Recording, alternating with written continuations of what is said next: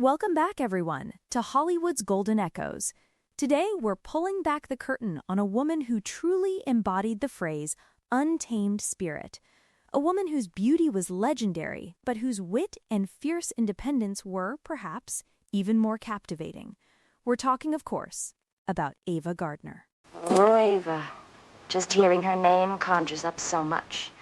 That sultry gaze, the world's most beautiful animal, it's such an iconic image. But I think what's often overlooked is just how much fire was beneath that incredible exterior.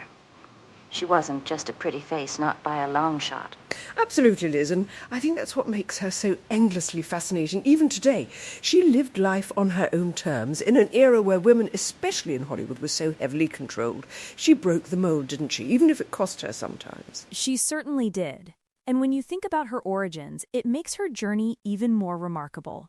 Born in Grabtown, North Carolina, a really rural background, it's almost unbelievable that this woman from such humble beginnings would become one of the most glamorous stars on the planet. It's a classic rags to riches story in a way, but with so many unique Ava twists. Her discovery story is pretty famous, right? Her brother-in-law, Larry Tarr, who was a photographer, took some pictures of her. He put them in the window of his Fifth Avenue studio in New York, and someone from MGM saw them. The rest, as they say, is history. Yeah, those photos were just striking. Even unglamorous, untutored Ava had this raw, natural beauty that was undeniable. She hadn't even had acting lessons, had she? She arrived in Hollywood speaking with this thick southern drawl. MGM had to hire a diction coach just for her. And she hated it, apparently. She found Hollywood so alien.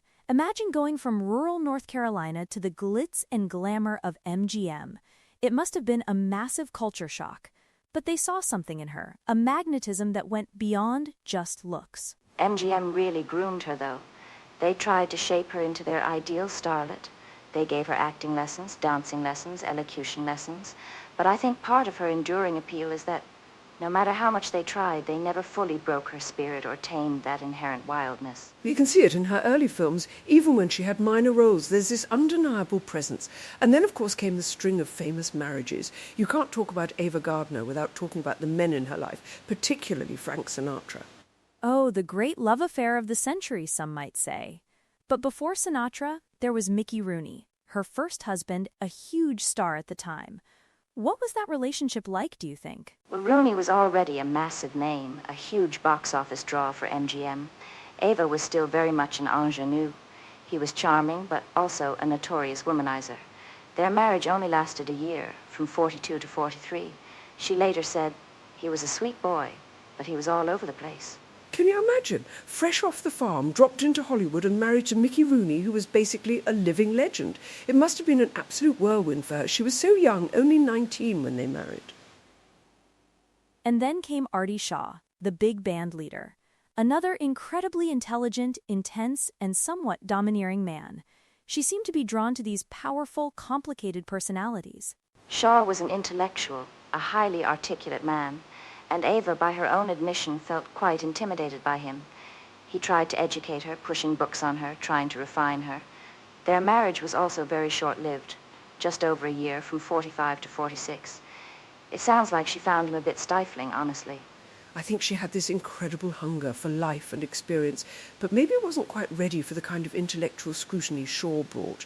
She was still finding her feet as a woman, and as a star. But then the universe threw Frank Sinatra into her path, and that was a different ballgame entirely. Oh, their story is just epic, isn't it? The passion, the drama, the breaking of hearts, both of them at the peak of their fame, or at least Sinatra was about to hit a massive career resurgence. How did they even meet? They actually met much earlier, in the early 40s, but the romance really ignited in the late 40s. Sinatra was still married to Nancy Barbato, his first wife. It was a scandal that rocked Hollywood. Both of them were incredibly hot-headed, passionate, and deeply in love. It was a destructive, beautiful hurricane of a relationship. Absolutely. It's almost like a Greek tragedy, isn't it? Two incredibly charismatic, volatile people, both dealing with the immense pressures of fame. They loved each other fiercely, but they also fought just as fiercely. Tables thrown, jealous rages. It was legendary. And it really affected their careers too, didn't it? Sinatra's career was actually in a slump when they got together, and the scandal didn't help. But Ava was on the rise. and their relationship put a different kind of spotlight on her. It's true. They eventually married in '51, but by then the strain was immense. Sinatra credited Ava with saving his career, pushing him to fight for the role in From Here to Eternity, which won him an Oscar and relaunched him. But their marriage itself was constantly on the rocks. They divorced in '57, but I think everyone agrees they never really stopped loving each other. She said he was the love of her life, and even after their divorce they remained incredibly close friends, talking on the phone almost daily until her death. It just goes to show you that some connections are so profound they transcend the boundaries of marriage. It's such a powerful testament to their bond. But let's shift gears a little and talk about her actual work. Often, her personal life overshadowed her talent, which is a shame because she really was a magnetic screen presence. What are some of her standout roles for you? For me, The Killers from 1946 is just phenomenal. She plays Kitty Collins, a femme fatale, and she completely owns the screen. It was her breakout role, and you can see why. She's seductive, dangerous, and incredibly compelling. It cemented her as the world's most beautiful animal. Oh, The Killers is essential, Ava. But I also adore her in Mogambo with Clark Gable and Grace Kelly. She got an Oscar nomination for that one. She plays Honey Bear Kelly, a feisty, independent woman who's not afraid to speak her mind. It felt like she was playing a version of herself, to be honest. I agree, Mogambo is fantastic. And then The Barefoot Contessa, where she plays Maria Vargas, a Spanish dancer who becomes a film star. Again, a role that mirrors aspects of her own life. The outsider thrust into the spotlight, resisting the superficiality of Hollywood. That's a great point, Elaine. She often played women who were strong, sensual, and somewhat defiant. Think On the Beach, too, a very different kind of film, post-apocalyptic drama, where she gives a really nuanced performance as Moira Davidson, a woman facing the end of the world with dignity and passion. She had this incredible naturalism on screen. She never seemed to be acting in the over-the-top way some stars did back then. She just was the character, inhabiting them with such ease. And her voice, that husky, smoky voice, was just as iconic as her looks. Definitely. And it's interesting because despite all the glamour and the label of sex symbol, she always maintained this down-to-earth, almost tomboyish sensibility. She preferred going fishing to Hollywood parties, didn't she? Absolutely. She never really bought into the Hollywood facade. She loathed the press, hated giving interviews, and always seemed to prefer the company of regular people over the industry elite. That's why she eventually left Hollywood and moved to Spain. Spain was where she truly felt free, I think. She fell in love with the culture, the flamenco, the bullfights. It was so far removed from the strictures of Hollywood, it allowed her to breathe, to be herself, without constant scrutiny. She really embraced the Spanish way of life. And she spent a good chunk of her later life there, didn't she? Even wrote her autobiography, Ava, My Story, which is just as candid and fiery as you'd expect. She didn't pull any punches. No, she didn't. She was always fiercely honest, sometimes to her detriment, but it's what made her so compelling.